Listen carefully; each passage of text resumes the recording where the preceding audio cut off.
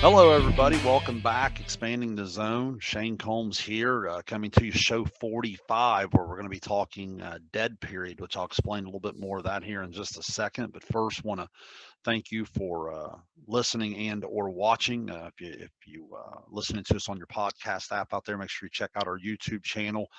With August coming up here on the calendar, you'll start to see high school interviews. Had a chance. My brother Matt, who's here with me, we had a chance to play some golf today with the returning SVC Player of the Year, Charlie Lewis there of Uniota, and had an interview with him. And you'll get those things through our YouTube channel throughout the fall and really throughout the year. So I encourage you to do that. So, Matt, you look back at show 44, we were talking play and practice, trying to find that balance, and had some good feedback there from some of the local coaches and leaders throughout the area. I enjoyed that. And I kind of teased this on last week's show.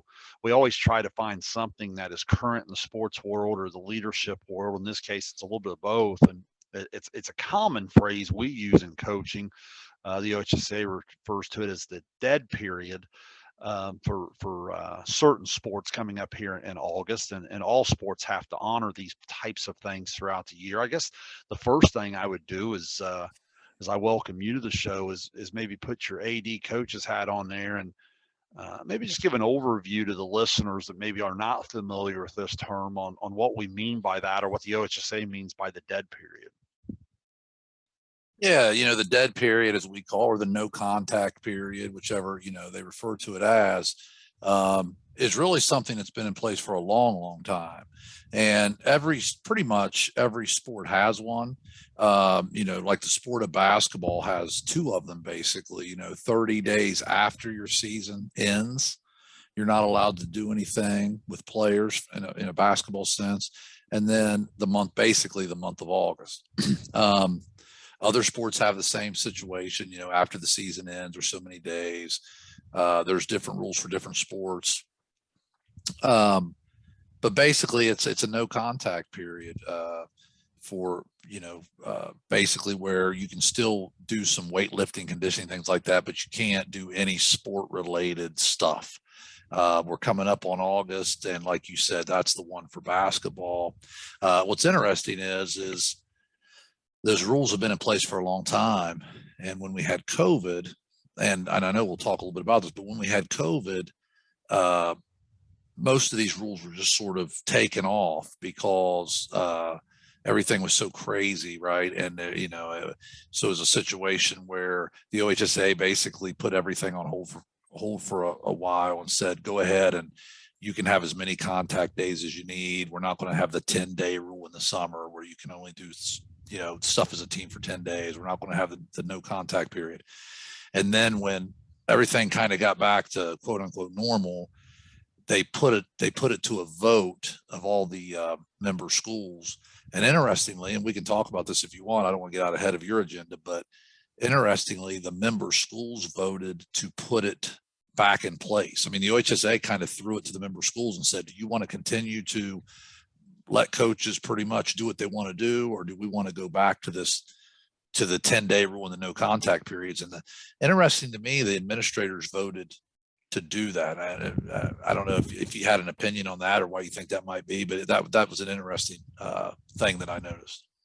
Well, I certainly have that on the agenda. So as always, we don't do a lot of pre-show prep, so I don't mind, allowing the show to kind of go where it goes. I'll just skip down the agenda and go to that.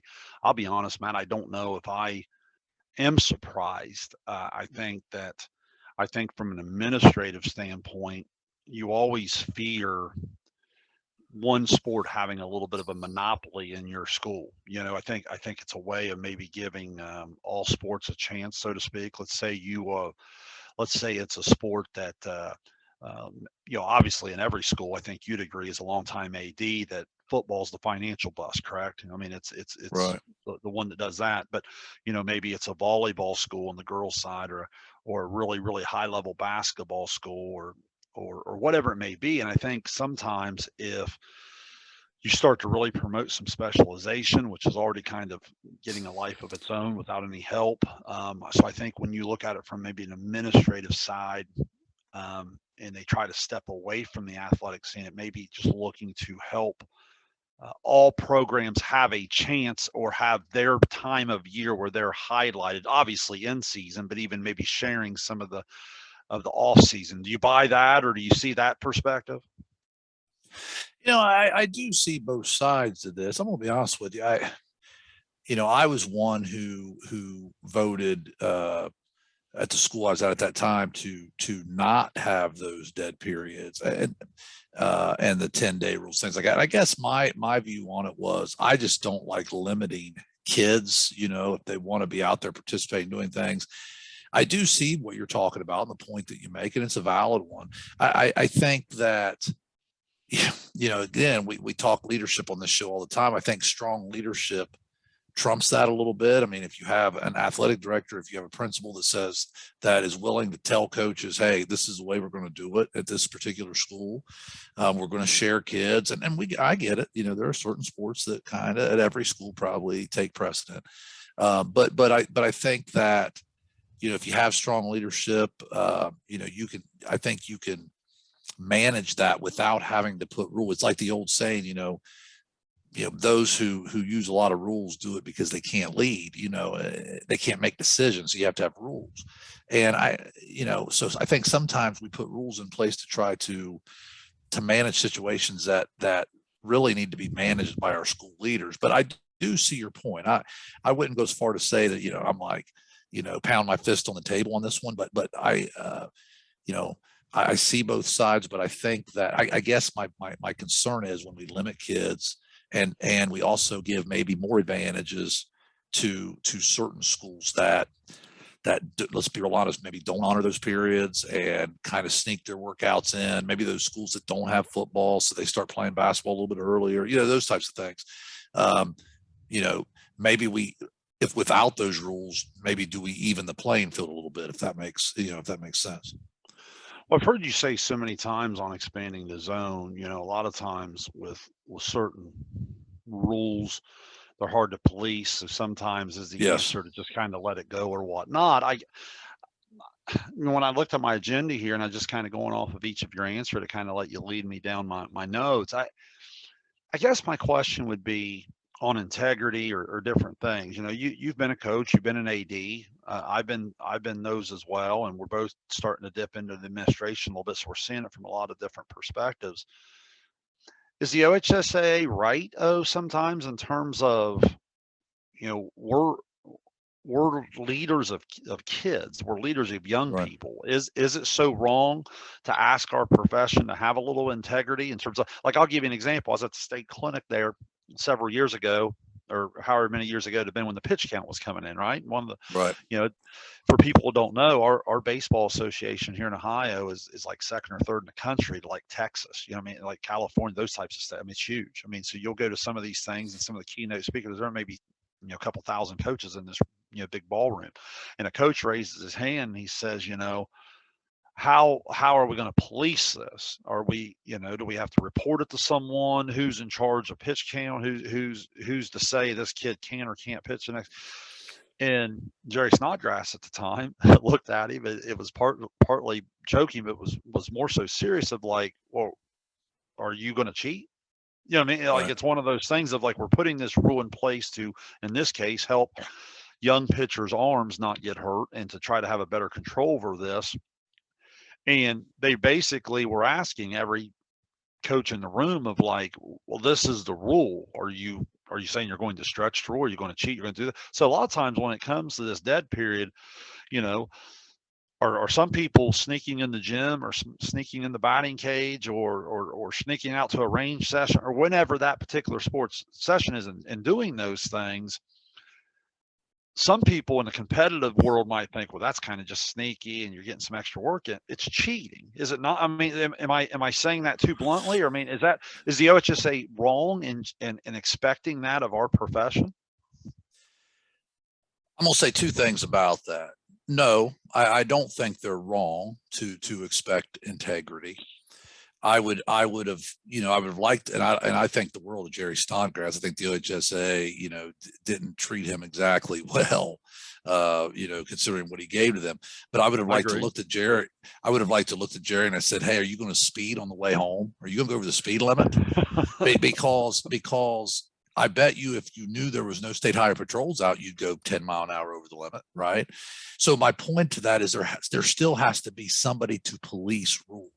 If you're going to have rules, there's got to be a way to police rules. Yes, you would like to depend on the integrity of schools, and most schools. I mean, I'll be honest with you.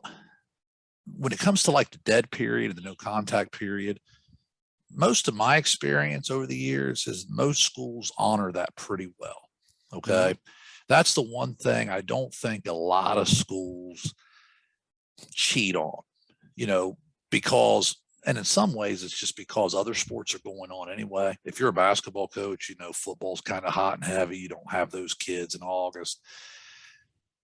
But there are a lot of rules that you could say people are cheating on. And I guess I would say it's the rule versus the spirit of the rule a little bit. And let me just give you an example. The 4-person individual workout, right? I know you do a ton of individual workout stuff with your girls basketball. So, and different sports, have this rule, but let's just take basketball for a minute. You're allowed to work out 4 people at once. The rule is that you are allowed to work out 4 kids at once, and only 4 kids in a facility at one time. So in other words, you can't be working out 4 kids on one end of the floor and your assistant and your other coach, your head coach or another assistant be working out 4 kids on the other end of the floor. That's a violation. Now, if a school does that, are they cheating? Well, okay, wait a minute. They're doing the same exact thing they could be doing an hour apart, right? So, but maybe the coach has a family at home and can't dedicate 4 or 5 hours that day to work out 20 kids over a course of, 5 hours. So he's trying to work out 8 kids at a time on totally separate ends of the gym. By rule, it's a violation. Is he abusing it? I don't know. I mean, is he gaining an advantage there? I don't know. I mean, if he was running offense or he was running full court drills that he's going to be running during the season, then yeah, I think he's abusing that and he's cheating. Now, I don't want to put words in your mouth. Is that what you mean by spirit of the rule? They put the force so they're not running offense. Is that what you mean by that? It is a little bit, because I'm going to be real honest with you. I don't think I'm overestimating this when I say I would estimate that 75% of high schools today are not abiding by the 4-player workout rule to the letter of the law. In other words, I think there's plenty of 6 to 8 people in a gymnasium at once at separate baskets doing drill work. And I've seen it with my own eyes in certain places. I've talked to coaches who do it, and I know it's happening. Now, do I think out of what percentage do I think are actually having full-fledged practice and putting in offense and running full court drills? Very, very few. I don't think coaches are doing that. I don't think coaches are abusing that. But I do think that 75% probably are, and honestly, it's because of facility availability. It's because of time with your family. It's the level of time you can commit to it, and coaches. And I know what people are going to say. Well, cheating's cheating. But in these coaches' minds, what they're thinking is, the minute I don't do this, I'm falling behind. I'm falling further behind the private schools that are doing it. I'm falling further behind other schools that are finding ways to work their kids out. And it's real easy to look at a coach and say, well, if you can't put 5 hours in, then just don't do it at all. Except it's that coach's job on the line if they're not winning, if they're not successful. They're the ones suffering from that. So it's a tough ask. And I guess my point is, when the OHSAA puts rules in place, and why did they put that rule in place? I mean, let me ask you, why only 4 players in basketball? Well, they don't want you to run your sets and stuff with 5 kids. Yeah. Yeah. If you have 5 kids, you can have practice, right? Theoretically, you could be dry running plays. You can do it. So 4 guys, four players. So that was the spirit of the rule, right? So when coaches are working out, let's say 6 players at once, 2 at each basket all over a gym with 3 separate coaches working with them, what level of abuse is that? It's a violation, correct? But you get into this thing, and I think again these rules are extremely hard for the OHSAA to police, and that some of these rules put coaches in difficult positions because, again, there's that desire to keep up, to give their kids. They don't want to give their school a disadvantage. Yeah, that's certainly interesting. As I prepare, and I've got 2 or 3 angles I want to go off of that, but I want to ask you this first to set some things up here on the agenda. When I was first thinking about this, I thought to myself, man, it brings in a little bit of summer old school style. When I say old school, I think back to like when we were growing up, we weren't allowed to do basically anything with our team, right? I mean, it was a time where you couldn't hardly play with more than one teammate in Gus Macker or whatever it may be. And if you went to a basketball camp, Shayne, remember if 8 kids from your school went, the camp director had to make sure they only put 2 of you on each team. That's Do you remember right. those days? Now, and correct me if I'm wrong, at a certain age that we were growing up, even your individual, you could only go to so many days of camp. Is that correct? 15? Yeah. You had some of that, right? Because I think basically where we're at now with like 10 off-season team days, right? I want to say started maybe right around when you were probably a senior high, 95, 96, real 97, close. somewhere in the mid 90s, where you actually got those 10 days where you could pretty much do anything you wanted, right? You could practice, you could play, which is still what we have now. So when I think of old school, like, if I think back to your playing days, I mean, most of the people listening here locally know this. For people that don't, I'll say it because I know you won't. You were a phenomenal player in high school. County league scoring leader for 2-3 decades before just a couple kids have passed since, and you're still right there in the top 2 or 3 of those particular lists. So obviously you were really, really elite talent. So I want you to think about this for me and maybe shed some light for the listeners to set up some points for me. As good as you ended up being at the end of it all, I'd say it's fair to say you were a solid, not incredible, solid 7th grader, 8th grader, 9th grader. And then right around your sophomore year is when you really flipped the switch. You grew a little bit, you got stronger, and your game just really took to a whole nother level. When you look back on your game, when would you say you had the maturity to individually develop your game? Because I know you had great support at home from parents, send you to camp. They gave you great support in the game. You had great coaches. But even back then, because of these rules, so much of player development was on the individual, right? To go to camp, take it out on the driveway, get better. At what point in your career, if ever in high school, do you feel like you were capable of taking the ball out on the driveway or back then sneaking in the gym, right? Because it was hard to even get in a gym. I won't even say at the Unioto old high schools, some of the different ways we could get in. To get better on your game. When if you think back to growing up, how would you describe that here? Because I want to build off of some of this in terms of what I want to talk about here.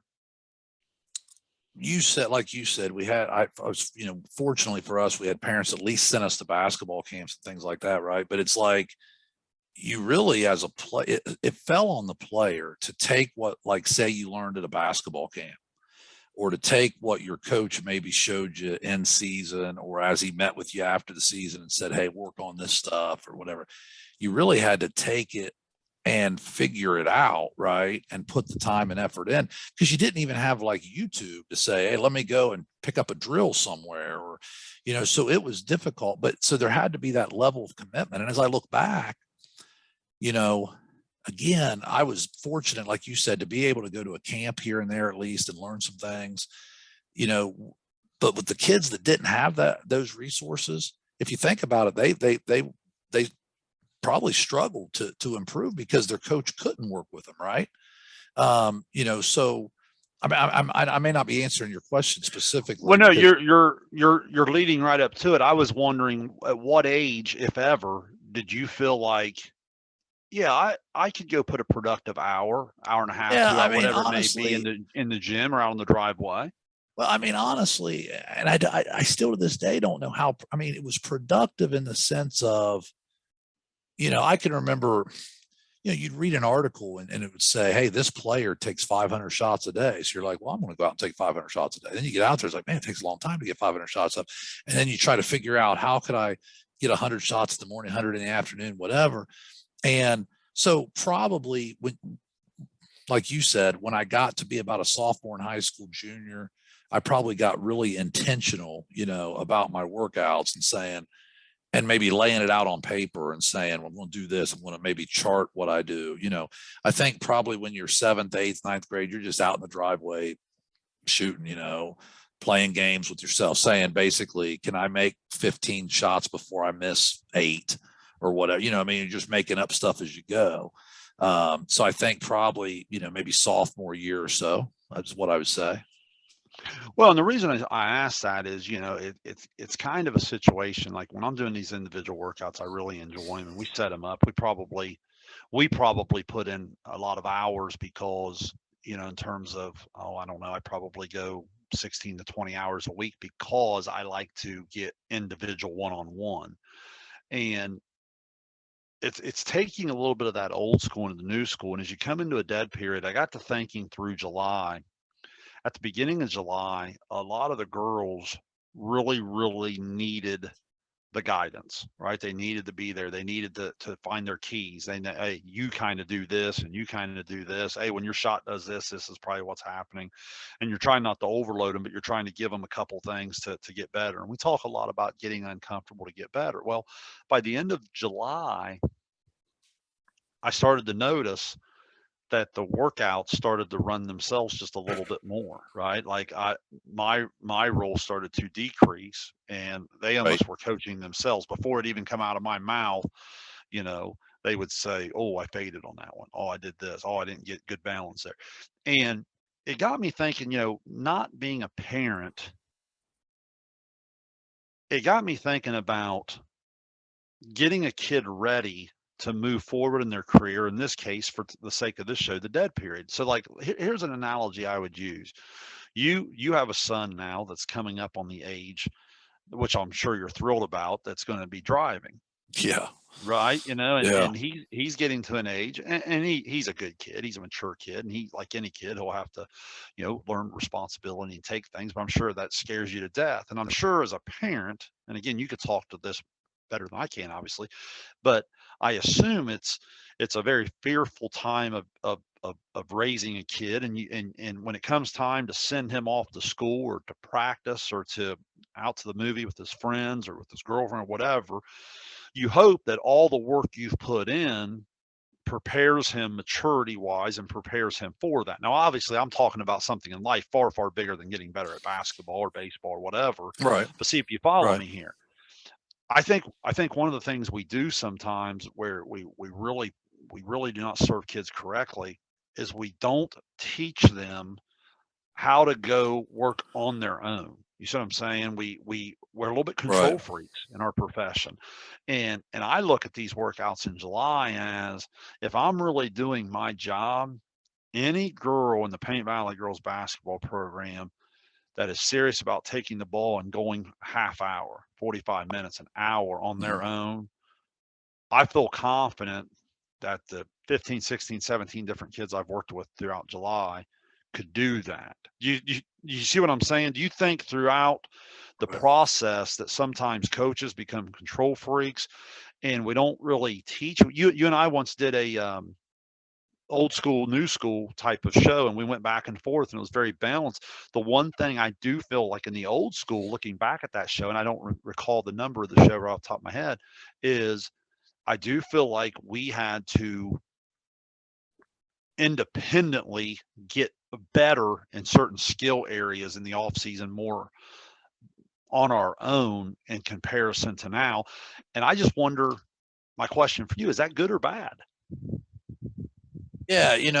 Like I said, I think, I don't want, me, I hate being a fence sitter, but it's a little bit of both. And I'll tell you why, because it's bad. The current system is better in terms of giving every kid an opportunity to get better if they really want to. Like, so for instance, any player that plays for your program at Paint Valley, any girl can get better under your coaching. It doesn't matter how much money they have. Doesn't matter how much involvement their parents have, other than maybe getting them to the gym if they can't drive. Doesn't matter any of that. Like when we were kids, we talked about it. They had, our parents sent us to a camp. They cared enough and had enough money to send us to a camp. Kids don't need that now. Get with your coach, work out. He's going to show you what to do and how to get better and things you can do on your own. So in that sense, Shayne, now is better. But like you said, we also are in an age where I think kids almost become dependent on their trainer or on their coach. And because like you said, you've seen your girls take off and almost coach themselves, but you're still standing right next to them. You see what I'm saying? Do they coach themselves in August when you can't even be around? Maybe they do. Hopefully they do. But you understand what I'm saying there? So they're still, no doubt. Wow. It's like, you know, I take my son to AP prep sometimes. People around here know what AP prep is. He works really hard for those guys. You know, if I said, hey, go out in the driveway and go through those drills, he's not going to, you know what I mean? I don't know how hard he's going to go or if he even do it. I think sometimes kids need that little extrinsic motivation nowadays because they've had it their whole life. You see what I'm saying? So that Absolutely. sense of it, because since day one, they've had somebody looking over their shoulder, do it this way, do it this way, do it this way. Where when you and I were growing up, we sort of like, hey, we need you to work on this, now go do it. And you had to kind of figure it out more on your own. So it's both. You see what I'm saying? I think it's one of those things. And your analogy of my son getting ready to drive is a good one, because what do we do as parents? What did our dad do with us when we got our permit? He made us drive everywhere, right? And we had a dad that was known for his nervousness, right? So I guarantee he wasn't having a whole lot of fun when we were driving on our permit. But he made us do it. He suffered the nerves and made us do it because why? He knew we were going to eventually have to do it on our own. So he wanted us to drive in rain. He wanted us to drive in snow. He wanted us to drive on a long trip. He wanted us to drive so that he could at least prepare us the best that he could, eventually knowing we had to do it on our own. And I think that's what you're saying now. It's like the saying, you know, about, you know, give somebody a fish and they, you know, that saying. It's give someone a fish to eat for a day, teach them the fish to eat for a lifetime. Right. Yeah. It's that I've always thought that's kind of like corny, but it's true. You know, it's like you're teaching somebody how to take care of themselves. You're teaching a girl how to improve as a player, even if you can't be with them doing it. And it would be very interesting. I don't know how you would. I don't know. Maybe you do this already. How do you even chart, or do you even ask your girls that don't play a fall sport, how many days a week have you working out? What are you doing? Do you have players chart that stuff at all, Shayne? Well, we've had different things. Like a lot of people, last year, one of our big culture pieces was the 3-point shot. We had 13 or 14 girls in our program make 1,000 threes. You know, so lots of time, and we use this fancy shooting machine, Dr. Dish. It used to be called the Gun. And the kids now can even go all the way in and put their data in, and it gives them the feedback. And so again, if they're shooting whenever and we're not there, we can say, you know, oh, Kendall Dye, daggone, man, she made 600 threes this week. You know, I mean, she must have been in the gym by herself, you know, that type of thing. So those things, you know, you said something, and it's so much perfect right on that. You said something a second ago about, you know, the promotion and the different things and the AP prep this and going and playing and this and different things. Think of the Twitter and the Facebook and the different media markets and different things, social media, where you'll see a lot of times the clips of these kids working out. I see a lot of football programs use this, right? Some impressive kids in the weight room, and they'll have a lift and they're trying to promote their play. You know, I know we do that a lot of times. You know, if it's an impressive you know, shooting situation, they'll put a little clip on there. Hey, so and so's in the gym today working hard, proud of them, that type of thing. And I think that's great. But I think I'd also challenge kids sometimes, because you said a second ago of hey, are you going and working out? Are you really putting in the time, or did you say you just kind of worked out, right? It's one of those things where if your son goes out on the driveway for 25, 30 minutes, okay, did he go out there and just put 30 minutes in, or did he go out there and really, really go to work on the workout? It's that quality versus quantity type of thing. And I think sometimes, we talk a lot to the kids about how, and I thought you made a great point on the podcast show last week about how you don't think there has to be score kept all the time. Remember saying that? Right. Sometimes I just want to be competitive because I'd like to get better at this drill. And I think some of that, I think you have to teach kids how to do that. I think you have to teach kids I had a teacher one time tell me, you know, Shayne, it's one thing if you don't act like an idiot in class when I'm right here watching you, but if I walk out of the room and you act like an idiot, isn't that your true character? You see what I'm saying? Right. So it's one of those Right. things. It's that true character is how you act when no one's watching type of thing. Sure. It's I think there's some of that. Sometimes are you just going hard for the 15-second clip on Twitter that day, or are you really putting in the 45-minute workout?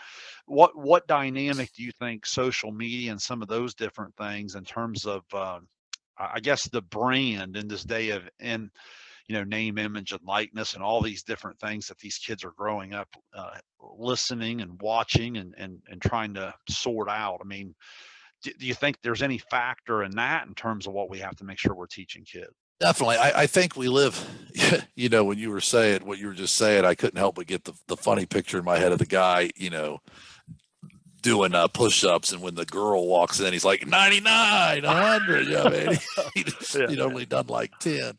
I think sometimes with the stuff we can, kids can put out, it's easy to put out your best 2 or 3 moments here and there, or your best 2 or 3 plays in a game, your best, a cool looking drill that you do. But again, really what, that's that in itself's not what's making you better, right? It's do you honor the grind, the hours that you got to do. And I think what it comes down to, and this is what I was talking about last week, it's that extrinsic motivation. And look, it's not the kid's fault necessarily. They just sort of have grown up in a generation where there's some instant gratification in a lot of what they do, right? And that bleeds over. I mean, it happens with my own, son. Hey, if I hit a double tonight, Dad, you gonna give me $5? Well, no. Yeah, I mean, I want to give you a hug, pat on the back, nice job, buddy. You know what I mean? There has to be some, you know, intrinsic, just I want to do well for no other mm. reason than I want to do well. And unfortunately, it's really difficult for this generation of kids because they have so much of that outside influence. So it may not be a battle we can win completely, but I think it's still something that we can try to help with. Well, I think we have to teach them.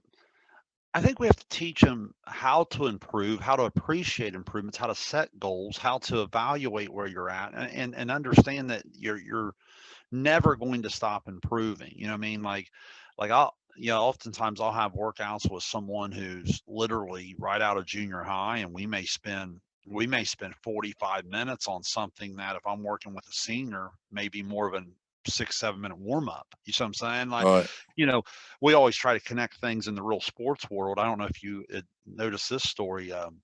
Kyler Murray, the talented quarterback there, where they were going to sign him. I mean, you know what I mean? He's a franchise Right. quarterback. He's arguably the best high school quarterback ever in the state of Texas. That's saying something. And then he Yeah. was the Heisman. He's rookie of the year. He obviously is very, very talented. But the knock on him is a little bit's been in his preparation, and they put a clause in the contract, and these contracts are right out public now. So they were saying that it's kind of the organization taking a little bit of a shot at him. Did you see the story where it said he had to do 4 hours of film study? So it was calling him right I out in didn't see terms of that. his Yeah. preparation, and they kind of had some words back and forth nonetheless. And I don't know if it's much of anything, but nonetheless, that it just kind of reminded me, like, you're constantly going to look for areas of improvement. And I think what happens sometimes, I see some kids that are in that stage that um, man, they get better within the workout. They get better within the week. You know what I mean? Like the light bulb's going off, and they're at a stage of their career where they're just, and I think sometimes what happens is I notice with older players, their gains aren't always going to be as big. You know what I mean? The better you get, Right. sometimes it slows your growth. I think that's true in academics. You know what I Sure. mean? If your pretest is 30, and on the test all of a sudden you get 80, well, man, that's a lot better, right? Well, if you already pre-tested like at 88, well, all of a sudden going to 91 doesn't feel like Right. a Right. huge Yeah. improvement, but it is. I think you go through that in golf sometimes. I think you've been a single digit handicap for a long, long time. So if you think about it, whenever you go out and shoot in the 80s, you feel like you're shooting 100. You see what I'm saying?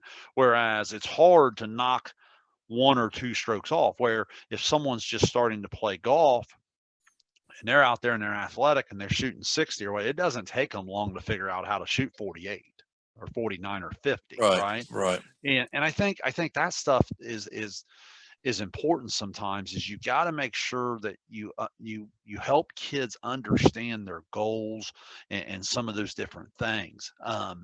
So I guess the question I had here in my notes for you would be, what is it that you think is important if you're giving kids something for an off season, or in this case maybe a dead period, to stay more on topic? Is it very detailed? Is it realistic? Is it short? Is it know your player and know what they're going to do in terms of effort? What's the trick there? Is it kind of an individualized plan for each player? I think it needs to be. Yeah, I do, because every player is a different development. Like, to go on your example, if somebody is, if you've got a sprinter running an 11.8 100, he's not dropping it to a 10.5, right? I mean, Mm, but so you're trying to make small gains in specific areas. It's like, I mean, think about this, like pro athletes, pro basketball players have these guys will work them out and work on a specific skill. I mean, these are the best players in the world, and I'm pretty sure if they played their coach one on one, okay, they would win. But yet they're listening to their coach try to teach them a specific skill, whether it be at the NBA level, we're going to work on nothing except a jab step, crossover, step back three or something. I mean, I'm just making something up, but like we're going to work on one. Like I've literally read articles and listened to podcasts where guys like Drew Hanlon, who work out NBA players, you're working on one move. We're going to take one move, and by the end of the off season, we're going to master that move. And they just put in hundreds and hundreds of reps at that one little move, right? So I think if you have a great player and he's going into a senior year, you're not going to say, okay, I want you to take 10 dribbles with your right hand, 10 dribbles with your left hand. That doesn't make any sense. You're going to give that player a specific thing we want to get better at. And then hopefully during this dead period, send him off or her off to get better at that, right? But if you have a player who's trying to start on the JV team, it might be 10 dribbles with the right hand, 10 dribbles, you know what I mean? So you have to have the individual plan, I think, Shayne, to meet the needs of that person wherever their development is. And I think that's what your 4-person workouts can do. I mean, I don't want to put words in your mouth, but I'm assuming you don't do the same workout with every kid on your team. You know what I'm saying? I mean, you might have a basic, core or nucleus, but I'm guessing you're teaching some girls a little bit of a different skill than another. Well, it's right. A lot of times there's a foundation of skill set that we Right. think is important to our offensive philosophy. But you're right. A lot of times, like I said earlier, if you're working with a younger kid, it may take 45 minutes to do what you're going to do 6, 7, 8 minutes with another. You know what I mean? In Right. terms of how far you're going to advance it. So I think that's fair. And as I was listening to you talk, I think it's so important to educate kids on. You use the track analogy.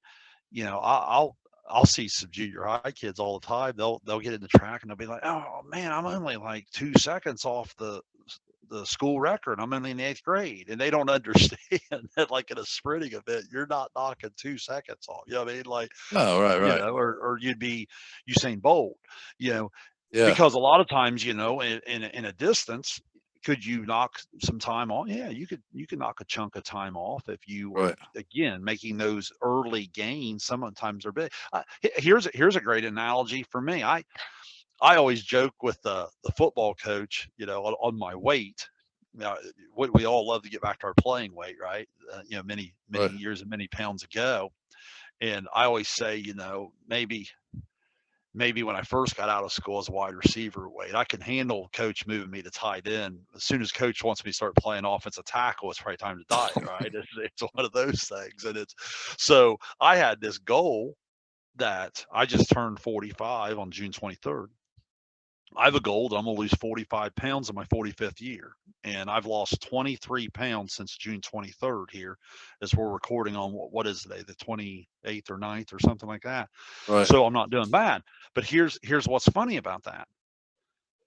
I obviously let my weight get way out of control there, and I shouldn't have. I do that every so many years or whatever, and I have to scale it back a little bit. But like when I went on this hardcore diet, man, the first 2 or 3 weeks was easy to lose weight, right? Sure. Stop eating 5,000 calories a day and start eating like 2,000 like a normal human. And the weight, I start losing like a pound a day, right?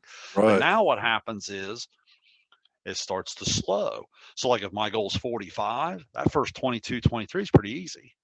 Guess what that next 22, 23 is going to be? Not as easy, Right. right? So it's Right. I think we have to educate kids on the task at hand, on the sport, get them to understand what's important, why is it important, and I think it's natural for older kids to kind of understand that because they've been into the varsity game. They've understood. Oh, okay, yeah, I know what you mean there. They start to understand what it means to watch film. They start to understand that, oh, I see why that's important on scouting Right. report and so forth. So, Matt, I tell you that's some good stuff. I look down at my agenda here, and I'm all marked off, which usually tells me to go to closing remarks, but I don't want to cut you off there. Is there anything I've missed, before I get to that point? No, I don't think so. I mean, I could probably lead in with some closing remarks, Go Shane, ahead. and then let you finish it up. But I think, we've talked about a couple different things on this show. Obviously, we've talked about, um, some rules that are in place, that I think that are in place to, control, I think, how coaches operate, how teams operate. They're rules that I think in some ways limit kids, but at the same time, I think we've talked tonight how if done correctly, it doesn't necessarily have to completely limit kids, right? I think we've showed that we can do some things and hopefully teach them to take it on their own a little bit. Um, we didn't necessarily talk about this, but I think some of these rules are intended to give coaches a break, to let people decompress a little bit. So I understand the need for some of them. I still am not a fan of rules that you can't enforce. I've always had a little bit of an issue with that.